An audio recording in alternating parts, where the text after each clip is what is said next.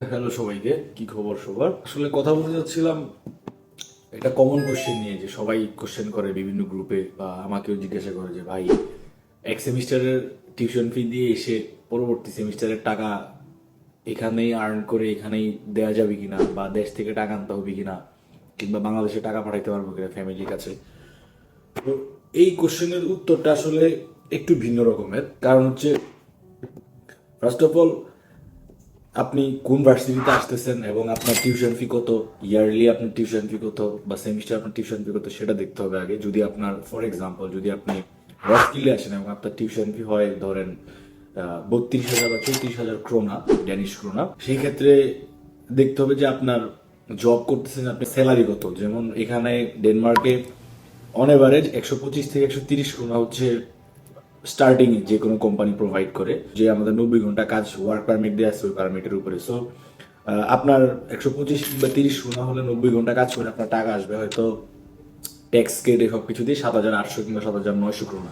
4 মাস পর, এই 5 মাসের শুরুতেই হচ্ছে আপনার সেমিস্টার ফি দিতে হবে। তো আপনি যদি মনে করেন যে আপনি টাকা পয়সা ইনকাম করবেন কিন্তু একটু রয়ে শুয়ে, একটু ধীরে সুস্থে, তাহলে আপনার কষ্ট করে পড়াশোনাটা শেষ করতে হবে, প্লাস টিউশন ফিগুলো দিতে হবে। সো যদি, যেহেতু আপনার টিউশন ফি দিতে হবে এবং আপনার টিউশন ফিগুলো হচ্ছে এই অ্যামাউন্টের, সো আপনার, আমার মনে হয় না যে আপনি খুব বেশি টাকা বাংলাদেশে পাঠাইতে পারবেন প্রথমত। আর দ্বিতীয়ত হচ্ছে যে এখানে এসে যদি আপনি 1 মাস কিংবা 1.5 মাসের মাথায় আপনি একটা কাজ পেয়ে যান, একটা সাদা কাজ যদি পেয়ে যান, হোয়াইট কাজ বলি বা সাদা কাজ বলি আমরা এটাকে, টিউশন ফি পরবর্তীগুলো ম্যানেজ করতে পারবেন।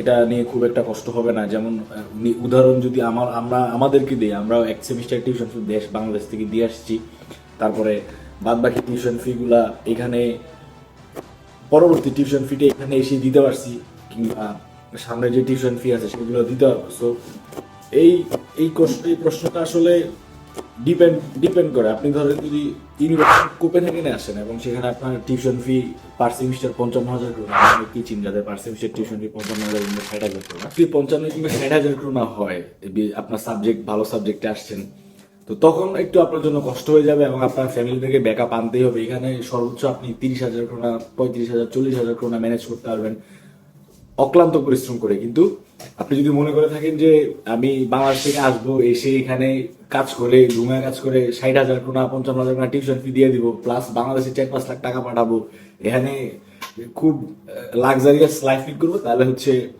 এটা ভুল। আপনাকে এই স্বপ্ন যারা দেখায় এবং এই ধরনের কথাবার্তা যারা বলে, ওরা হচ্ছে একটু অতিরঞ্জিত করার জন্য বা আপনাকে আগ্রহ দেওয়ার জন্য আপনি এখানে যাতে আসেন, ইউরোপে যাতে আসেন, একটু ফেক ব্যাপার স্যাপার করে আর কি। এটা হইতে পারে এজেন্সি, নিজেদের পার্সোনাল প্রফিটের জন্য, হইতে পারে ইউটিউবার, কিংবা হচ্ছে যারা সোশ্যাল মিডিয়া ইনফ্লুয়েন্সার, তাদের ভিউ বাড়ানোর জন্য।